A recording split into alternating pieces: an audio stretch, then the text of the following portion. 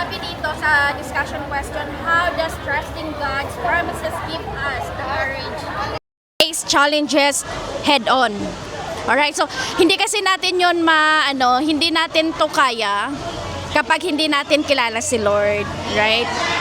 Maraming nagsasabi na kilala nila si Lord.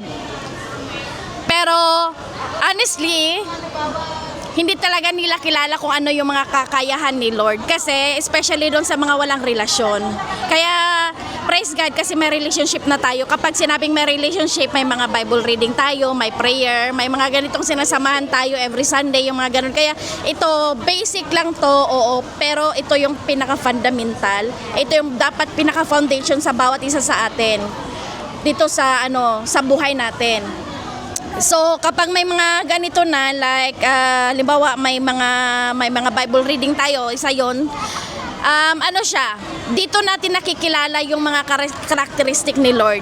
Na to the point kapag dumating tayo sa mga like halimbawa yung sa mga promises niya. Minsan kasi yung mga promises niya mahirap yan nakikita ba natin yan at the current situation? Siyempre, di ba hindi? Kaya nga sinasabi na dapat walk by faith and not by sight. Kasi kapag ginamit natin yung sight natin, halimbawa nasa malaking isang problema.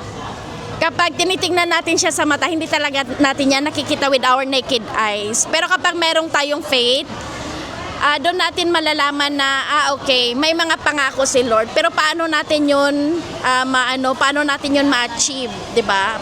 Di syempre, i-apply natin kung ano yung mga natutunan natin sa mga word niya, yung kagaya kay Joshua.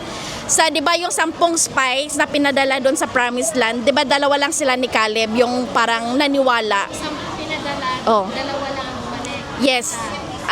Lahat sila bumalik 10, pero dalawa lang yung mayroong positive na may positive na report. The rest ay wala, hindi yung parang ganun. Bakit? Kasi may yun sila, yung syempre yung faith nila nag-increase na. Sa dinami-dami ba naman ng mga nila, like halimbawa yung mga naranasan nila sa wilderness, like tayo din. Marami din tayong naranasan na na mga bagay na pinakita ni Lord sa atin na ay totoo nga pala na mayroong Diyos, na He is in control, yung parang ganon. Isa din minsan sa mga reference ko yung yung mga ginawa ni Lord sa akin way back then, parang ganon. Minsan, halimbawa may mga challenges akong kinakaharap ngayon, doon ko parang i-remind sa akin ng Holy Spirit na hindi nga ako pinabayaan ni Lord nung time na yon. Ano pa kaya ngayon na yung parang ganon. So doon ako minsan yung sa mga nagawa niya sa akin way back then. Yun yung mga reference ko.